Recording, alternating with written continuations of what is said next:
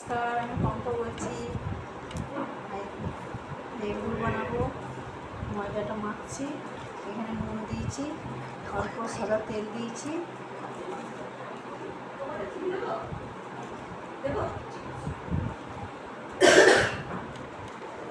Tata দিয়ে মাখছি আটাটাকে।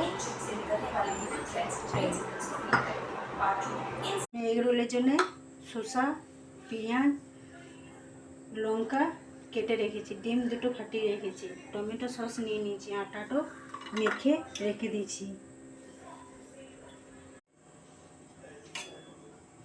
চাটুটা এবারে গরম হয়ে গেছে, আমি রুটিটা দিয়ে দেবো।